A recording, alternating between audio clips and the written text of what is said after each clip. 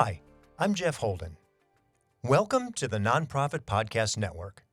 Our purpose and passion is to highlight a nonprofit organization in each weekly episode, giving that organization an opportunity to tell their story in their words to better inform and educate the respective communities they serve, as well as provide one more tool for them to share their message to constituents and donors.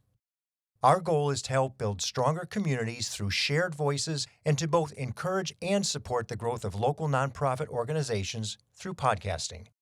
Thanks to our partners for their support in getting these stories told. CapTrust, fiduciary advice for endowments and foundations, and Western Health Advantage, a full-service healthcare plan for individuals, employer groups, and families. I'm proud to welcome our newest partner to the program, CORE, Interim and Fractional Executive Leadership, Comprehensive Back Office Support Services. We work in it so you can work on it. Visit cxore.com. October is Curtain Up Month. All month long, we're spotlighting the stage, stories, and community impact of our region's performing arts theaters. From center stage to behind the scenes, discover how these cultural landmarks keep creativity alive and our community connected.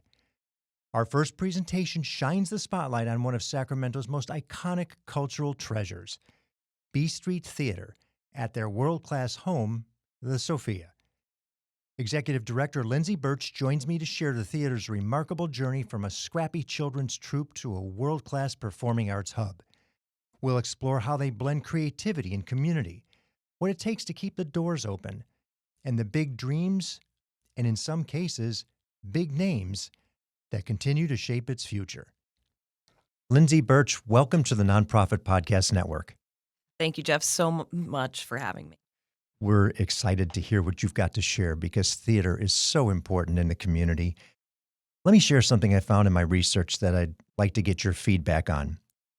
Regional theater in mid-sized U.S. markets is experiencing a period of dynamic evolution characterized by resilience, innovation, and a deepened commitment to community engagement. The challenges of recent years have prompted theaters to adapt creatively, ensuring their continued relevance and fostering stronger connections within their communities. What are your thoughts on that? Well, I think it's absolutely true. And one of the things I believe that B Street Theater has done very well since its inception is investing in the Sacramento community. And so in many ways, we sort of started on third base with that, while other larger theatrical organizations, or maybe even smaller ones, had maybe a distance from their community. We have always had a local staff, of course, but a local acting company, local artist that the audience and stakeholders have always felt very connected to. But we realized, having the Sofia is this incredible asset. We're so humbled and grateful to be stewards of it. And we realized that the Sofia is yet another opportunity to connect ourselves even deeper into the community through the groups that we can have there and the folks that we can give a home to at the Sofia, whether it's other nonprofit arts organizations, other nonprofits that are non-arts related, or businesses or symposiums that are being hosted by the city or regional networks. And we see the Sofia as an intersection of creativity and community. And the fact that we're also able to bring in younger audiences or kids means we're also investing in the future of our community. So we're really trying to do that on all fronts with the arts, with other types of arts besides theater, and also with the next generation. We don't need to do anymore. You just answered all the questions in one We're done. Opening salvo. Thank you, everyone. That was fantastic. The Sofia, home of the B Street Theater.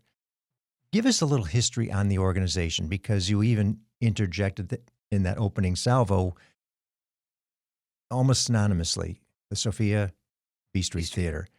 Yeah, and I think, for folks who are maybe newer to Sacramento, who didn't know much about B Street, it sort of can be, it's the Sofia, is it B Street? So I'm here to, uncover the mystery of it. But the B Street Theater was actually founded as fantasy theater for children by actor Tim Busfield in 1986. Shortly after its founding, his brother Buck came out, and they were working together on what was a touring theater for kids. So they would go into schools, cafegimatoriums, as we say, and they would put on about a 40-minute kind of bus and truck type of show for the children, ranging anywhere from the youngest grades to probably late middle school, early high school. And then they were also doing some public performances. Some folks might remember who are listening to this on the Delta King Yes. and at a few other venues in town. And that they had an apartment on H Street that they were operating out of for the business, the booking of the schools, but there was no physical space.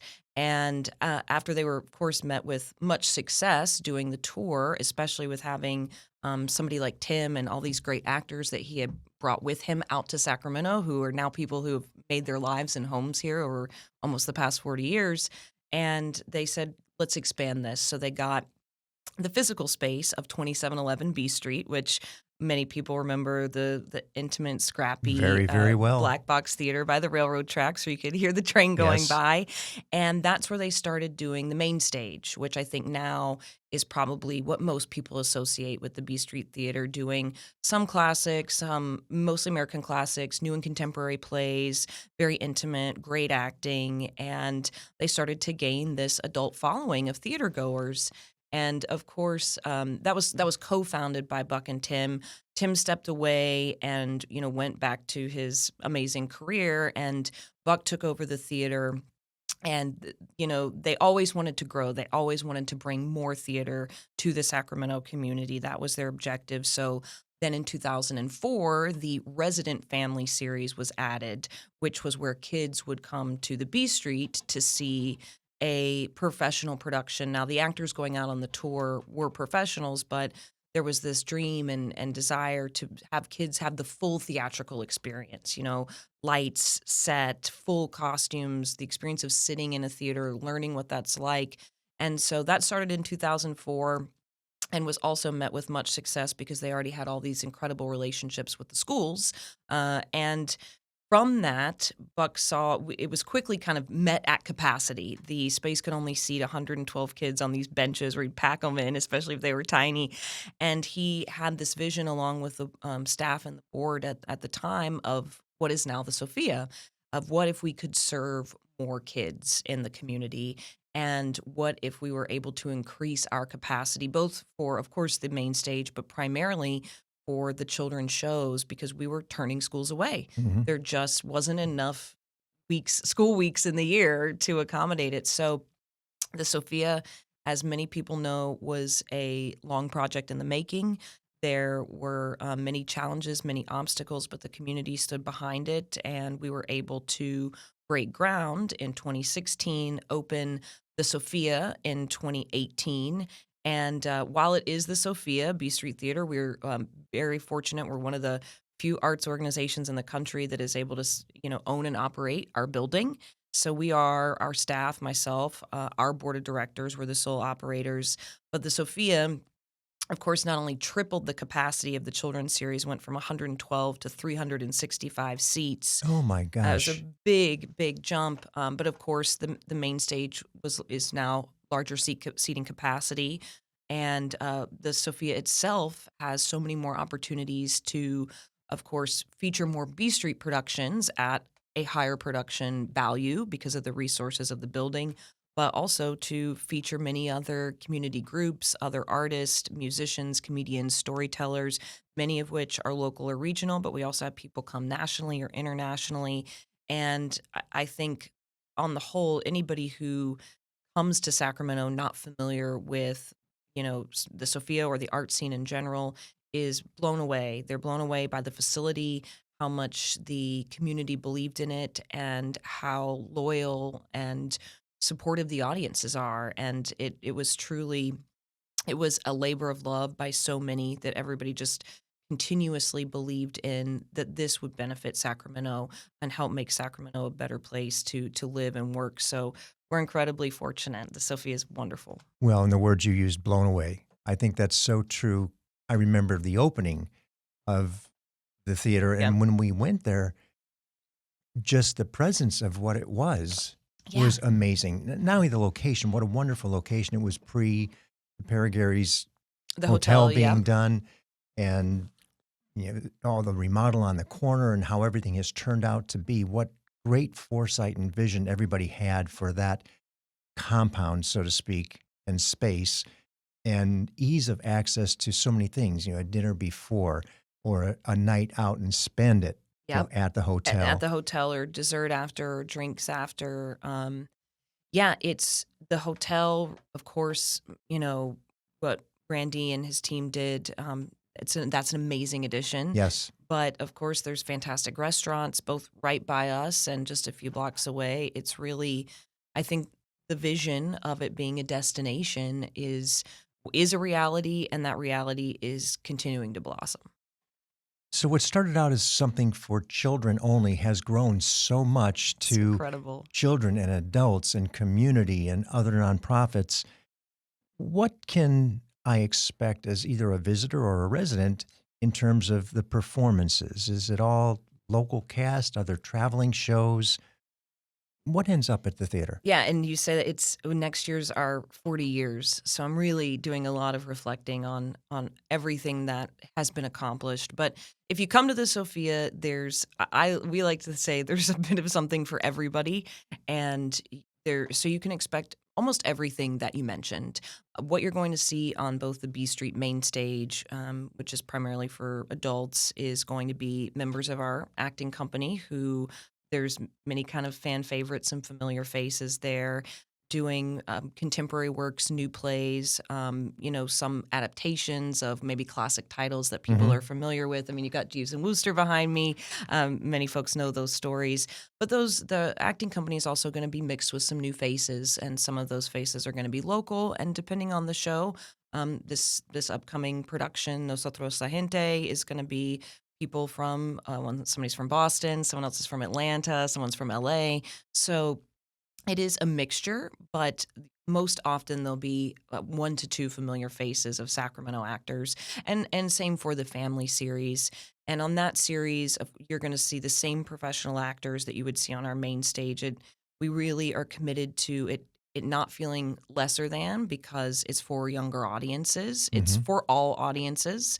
And there's many adults who subscribe only to the family series because they like the content. It feels more wholesome maybe, or familiar. And those are going to be largely, they're also going to be new works, but there'll be a lot of familiarity there with adaptations, profiles of historic figures or historic events.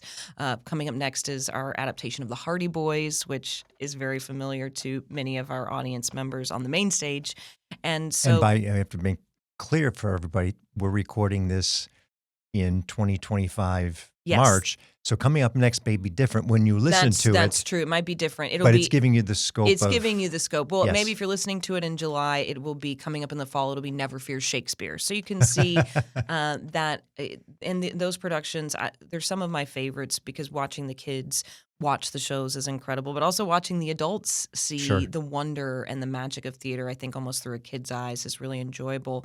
And outside of the theater, for instance, we have a storytelling series which is curated by local comedian and producer Keith Lowell Jensen.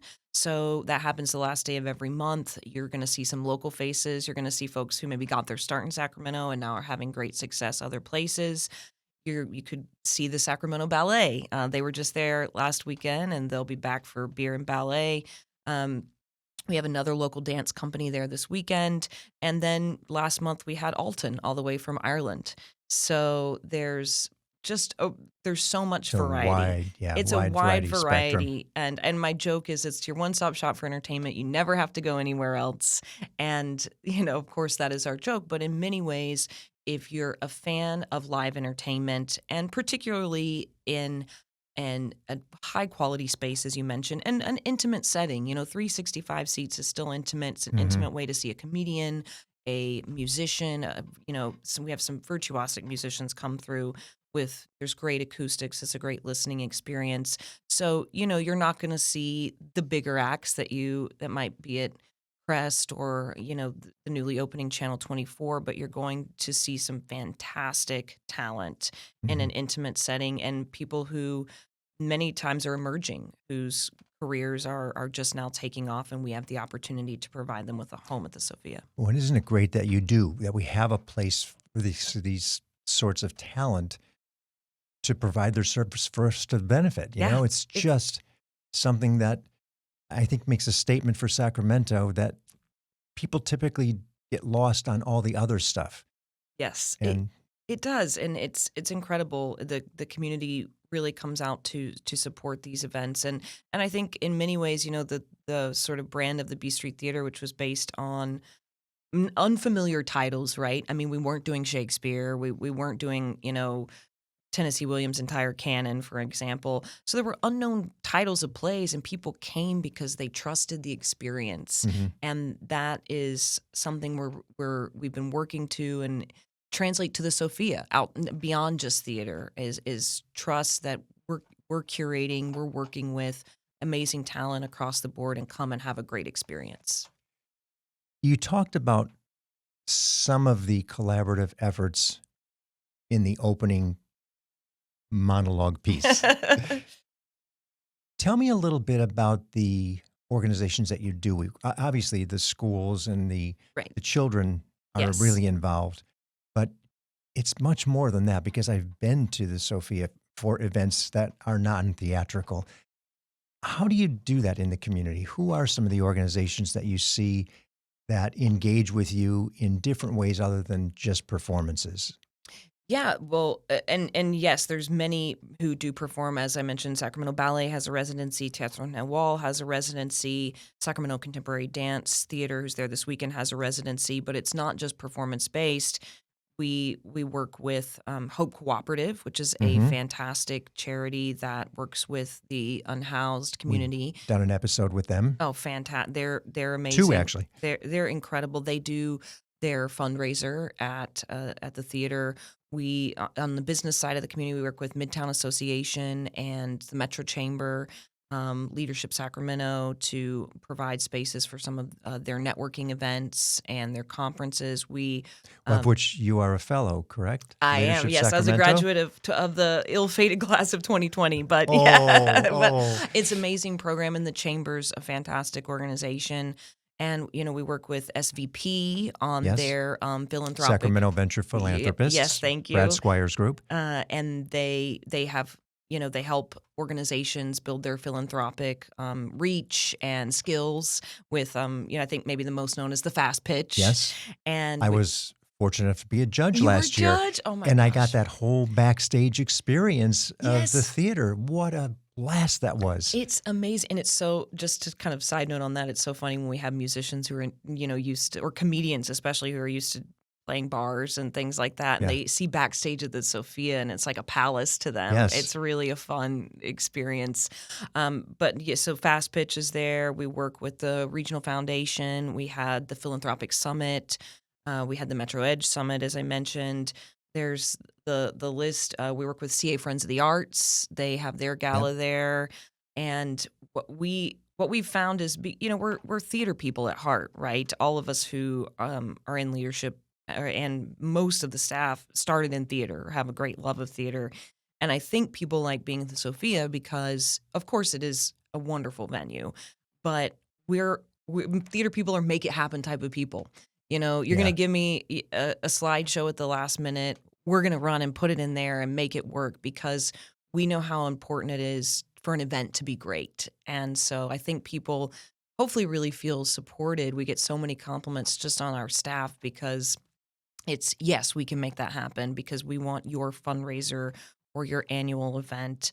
We have to remind ourselves we do hundreds of performances every year, but this might be somebody's one night to raise money for their organization or to really get the message of their organization out to the community. So we want to give them all the resources that we can. Yeah, and not to be mistaken, it is a performance, even though it's not as we think of a performance, It a is. theatrical performance.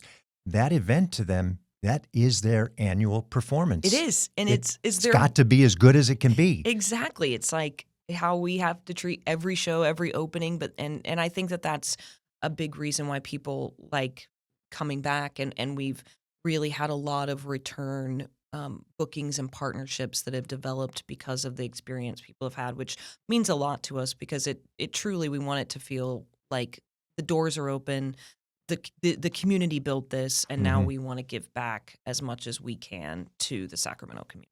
And all the way back to that opening line that I read, community engagement. You really exemplify that community engagement with the resources and the people who are active in the facility.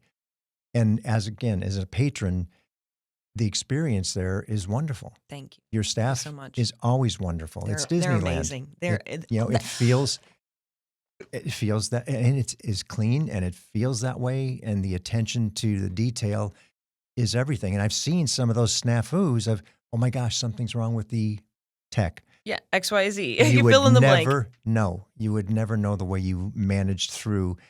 It's the organization visiting who had the issue, but you made it right. So we didn't know. Thank you. Yeah. Thank you. Oh yeah, the Tree Foundation, we've hosted them. There's Yes. a long list, but just you said Disneyland. One of our staff loves Disneyland, and he's our artistic and general manager, so he really helps train the staff. And he said we want this to feel like Disneyland. Customer so experience. when he listens to this, he'll be thrilled that you said that. Well, here's you said doors. Doors to me means gate. And there's a perception that retail-oriented facilities, let's say, it could be a museum, whatever it is. Well, you have a gate, you charge. Right. Well, that's how you make your money. As we prepare for the second act, let's take a brief intermission to hear from those who make our program possible. I'm speaking with Darrell Teat, CEO of CORE. Welcome to our family of partners. Thank you so much, Jeff. We are really excited to be part of the family and contribute to the work that you all are doing. What is CORE all about?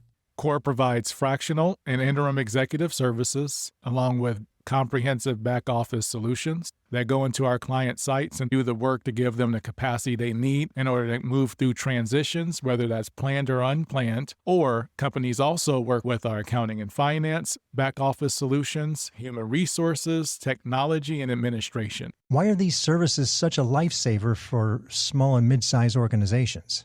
Great question, Jeff. The reason why our back office solutions add value is because we save them time and money, anywhere from 20 to 30% of what they would spend on that back office solution. We work in it so they can actually work on it.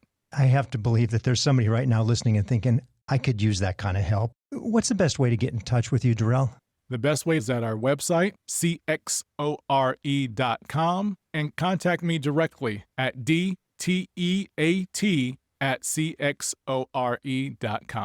Darrell, thank you for your investment and commitment to supporting our messaging. And if you're interested in learning more about how CORE may help your organization, visit cxore.com. Hello, this is Scott Thomas with Cap Trust in our Sacramento office. I specialize in working with local nonprofits and associations.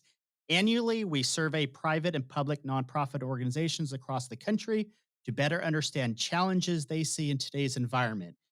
In our more recent survey, we heard concerns about proper board governance, mission-aligned investment, and how to implement alternative investments. If you would like a copy of the survey or to discuss your organization, look me up, Scott Thomas at captrust.com. I'm thrilled to have Western Health Advantage partnering with us as they do so much to support so many nonprofit agencies in our community. As a truly local health plan, you'll find individual and family options, employer options, plans for CalPERS and Medicare Advantage. From medical services to pharmacy, health and wellness support, as well as behavioral health care, Western Health Advantage has a plan that fits what you need. As an employer, for profit or nonprofit business, individual or family, you can find more at westernhealth.com. Let's talk a little bit about the funding because nothing could be further from the truth. The gate is good, but the gate doesn't cover everything. And typically in regional theater, it's maybe 70%-ish. What does it look like for the Sofia? Yeah, many people think the price of admission is paying for the quote product, right? Right. Because that's kind of how transactions work. But Yep. we are, of course, a nonprofit. That's why we're here Yep. on this amazing podcast. And so, Thank you. the B Streets model, regional theater, I would say, over the years has gotten further and further away from what we would call earned income, which is programs. Yes. So ticket sales, workshops, classes, rentals, concessions, all that sort of stuff. And gotten more towards contributed revenue, which would be grants, donations. I'm sure all the listeners know all these things, but I just giving some background: grants, But donations, not really. sponsorships. That's why it's important to share. Yeah, and so many theaters, I think maybe a healthy model is around, as people, it's around 50-50, maybe 60-40, Mm-hmm. 60 earned, 40 contributed, or either way. A lot of theaters are very much the other direction. The majority of their income is contributed based off of people who are supporting the mission, which is not a bad thing. But if funding sources or priorities shift, it can put an organization in jeopardy. B Street has, been almost so solely reliant on earned income in the past. I think at the old facility, former location, it was close to 80-20 almost, with the capital campaign being taken out of it. That was, of course, restricted funds. And I was going to say, from the old facility, the maintenance was far different than it is today. Yeah, and the SMUD bill was far different than it is I can today. imagine. And so we've shifted. It is, I think we're around, 65-35. We're working to get towards a more balanced ratio. We would like to be 60-40 in terms of our contributed revenue. Mm-hmm. We do have significantly higher contributed revenue goals at the Sofia because, we just did a strategic plan. We went through a wonderful strategic planning process with our staff and acting company and board and a consultant who is the founder of a theater in Minneapolis. And we determined that, you do the SWOT analysis. Yes. And one of our strengths was accessibility via ticket price, via working with nonprofits so that when they rent the space, we don't want to take all the money from your fundraiser just to pay for the space. We want you to succeed, even if that's not putting as much in our coffers. That's who we are. And so, we said, how do we maintain this strength of accessibility and also fund the needs of the organization, which is, $3.8 million budget. And Thank you was one of my questions. And with the cost of goods and staff and producing theater or producing anything going up, that continues to increase. Mm-hmm. And we can't, the reason we are a nonprofit is because we can't charge as much as it costs to make our product. Otherwise, it would price us out of the market. People wouldn't pay as much as it cost. So, yeah, we're about 65-35. Our contributed revenue, as people probably know, Sacramento's not a huge corporate town. So our contributed revenue is primarily individual gifts. And we do get some support from, California Arts Council, the City of Sacramento. There is, corporate support with, of course, Sutter and Kaiser and Dignity Health. Mm-hmm. But at the end of the day, and grants, we get some national grants as well. But it's the individuals in the community that step up to help us both regularly and when we're in need. And we feel like our obligation is to continue to do high quality work and provide the best experience so that we can meet our earned revenue goals.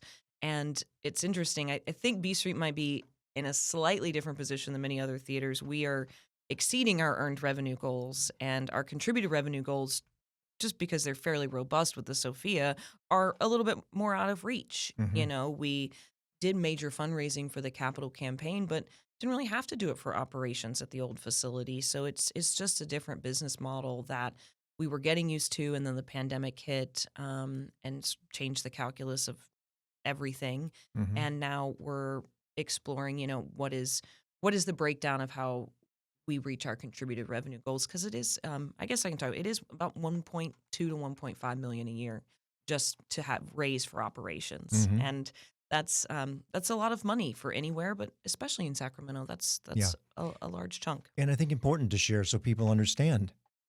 Excuse me. And they know what that liability is. Yeah. This is what it takes to sustain a valued asset in the community.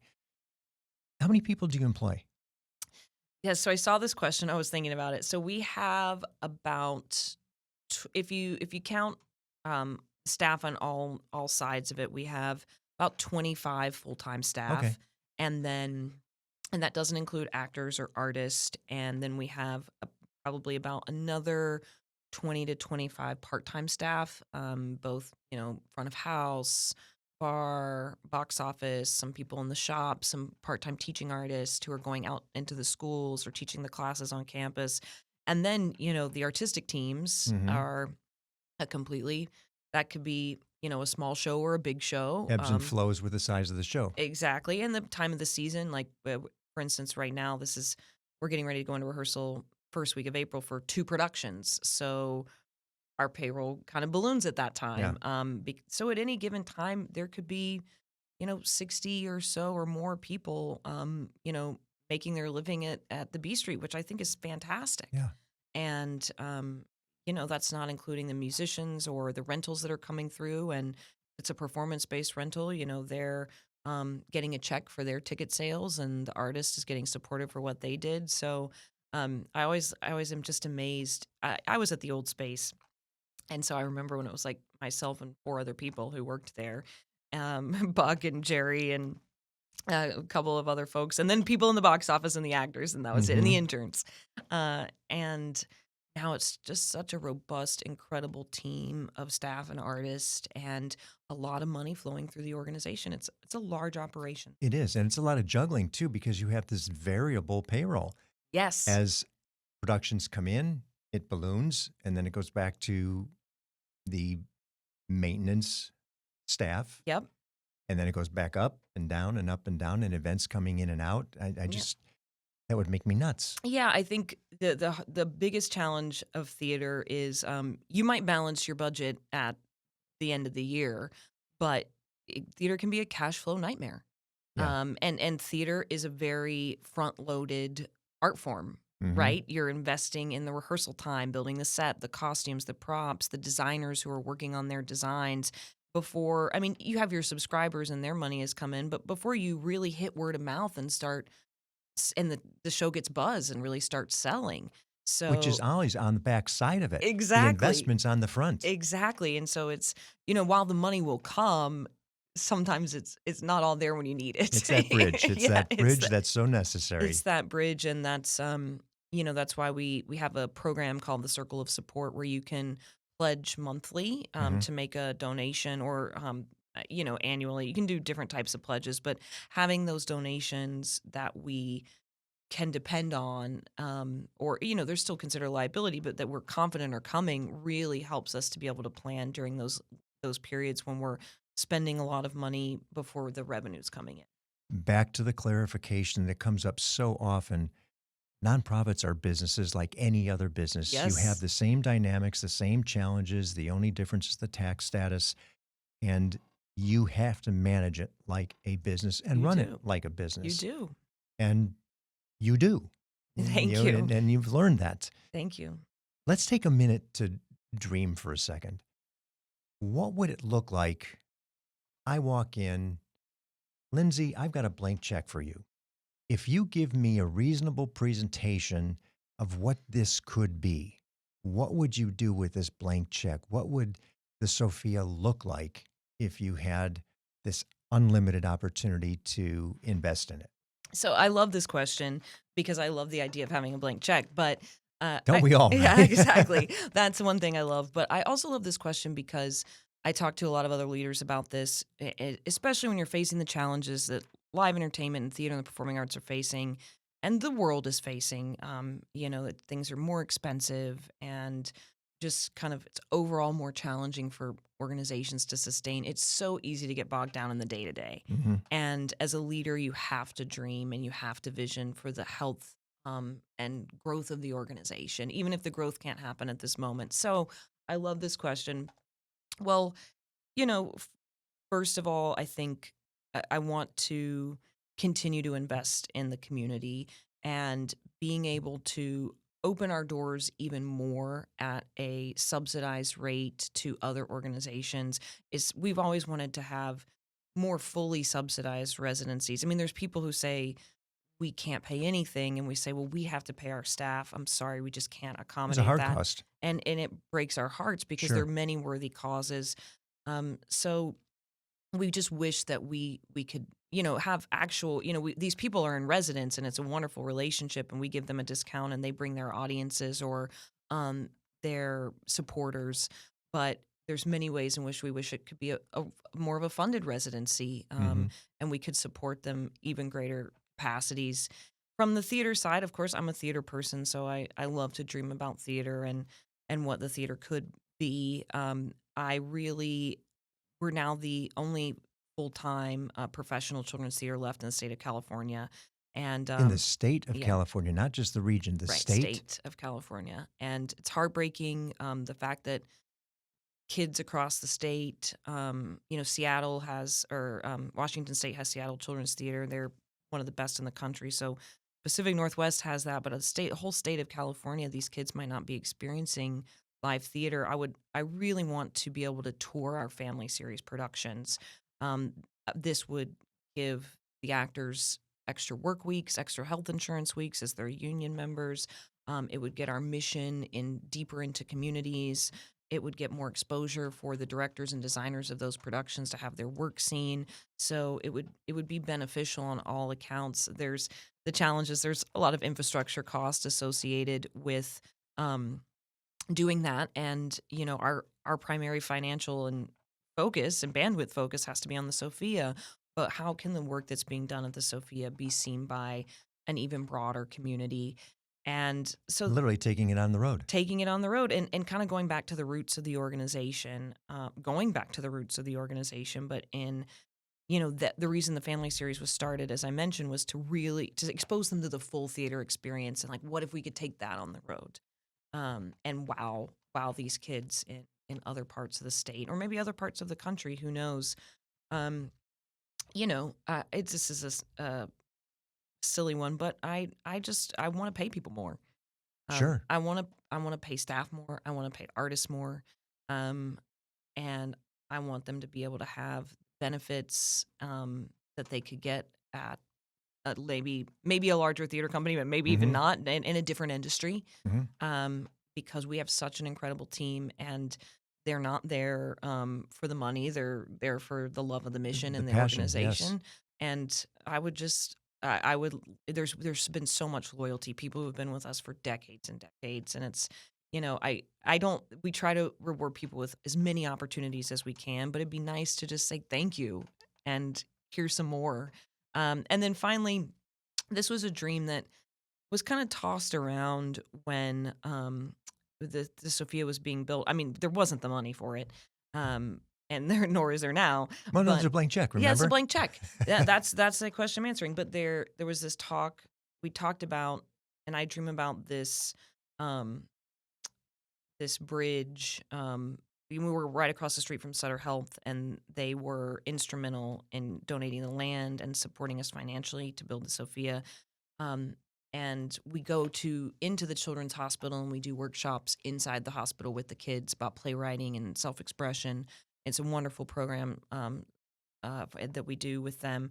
But I've just dreamed about, what if there was a climate-controlled bridge that connected us, where the kids could actually come over and somehow watch family series in a climate-controlled little room that's almost like a stage manager's booth, but actually that literally connects to the hospital, yeah, to the facility, because you're just a block and a half away from each other. Yeah, and even people who are at the hospital could just, I'd really just like to take a moment away from visiting my loved one and just walk over and see some theater or some music. Take their kid, maybe they're visiting a sick sibling or something, take the other kid and say, let's just go take our mind off of it for what we're going through for a bit. And I think that would be really wonderful. And so I do that with the blank check. And then we do a lot of new work, and we support a lot of playwrights. We have our New Comedies Festival, which is becoming nationally known in terms of the work that we're doing. And I want that to be like the Humana Festival of New Plays and Actors Theater of Louisville. I want to be fully producing these plays. I want to champion these playwrights across the country that are getting many of them getting their professional start here in Sacramento. So I would do a lot of things with this check, but it would all be good things. Yeah, no, and I love that. Yeah. And hopefully we have a contractor listening or a contractor vendor listening, and they go, well, we can make that happen. Exactly. That bridge is It's that simple. That's just Yeah. a construction project, and it's done Exactly. and over with. Exactly. It's just a construction project. We already did one. Yeah, one of our board members says, I just need a billionaire to believe in me. I could do a lot of good. And Right? that's how I feel. I just And need we have a few of those around yeah, town. and they might be listening. Go back to reality. Yes. What's the greatest need? Yes. This is a good question, and it's a bit, of course, operational needs. It's very expensive to operate.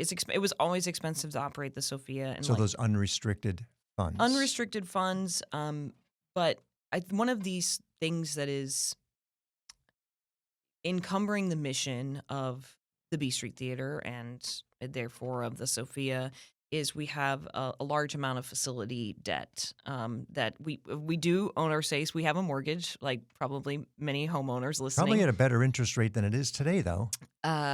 It is better. It's not as good as we want it to be. Never comfortable. Yes, never comfortable. It's never low enough, right? Right. But we do have a mortgage, and it is substantial. Our payments. It's sitting at around $11.5 million, and our payments are $66,000 a month, which is, for those who maybe don't have a full context, is basically an annual salary for Yes. a full-time person, at least in a lot of theater organizations. Maybe not So management. there's 12 people right there. There's 12 people right there. Even if you didn't, spend it all, that could be 6 people. Mhm. Or paying the people that we have a little bit more. And one of our strategic priorities that came out of the strategic plan, and the board's priority is how do we reduce this for the long-term sustainability of the organization, because while we are servicing the debt, which is, to me unbelievable, because I know how much that is for a It's a nonprofit. great accomplishment. It is a great accomplishment, but in order to really make more mission-oriented decisions and do some of these things, I think some of the things that I mentioned definitely would be possible with, a greater amount of cash reserves. So really getting that reduced, and also so that we, with that, it's difficult to fundraise for debt, as people know. So sometimes I hesitate to talk about it, but it really is. That's what's encumbering us the most, to fully realizing, I think, who we can be at the Sophia and everything that the Sophia can be in the community. Again, back to those who are listening. Yes. There it is. You just shared it all. What's the best way for somebody interested in not only learning about more, but possibly considering the facility for an event, plays, performances that are coming up? Where do they go? Yeah, so the best way is our website, bstreettheater.org, all spelled out. Our box office is open 6 days a week, and we still have people that answer the phones. Oh my gosh. I know, it's pretty, it was one of Buck's things, and it's now become one of my things, because I just I lose my mind when I get stuck in those phone Yes. trees. So we still have people that will answer the phone and talk to you. If you want some recommendations, and we'll get you can submit a rental inquiry on the website, but we can also just give us a call. And again, we're open 6 days a week. So if you're having lunch at Cafe Bernardo or T-Bar or somewhere, and you want to stop by and grab some flyers and check out what's happening, we love to just have people, even seeing the lobby of the space. I think people say, "Oh, I didn't." That's one of our biggest things too. You just tell, if you're listening and you love the B Street, love the Sophia, tell people about it, because people are still learning. Oh, I didn't know this was here. Yes. I didn't know this was in our community.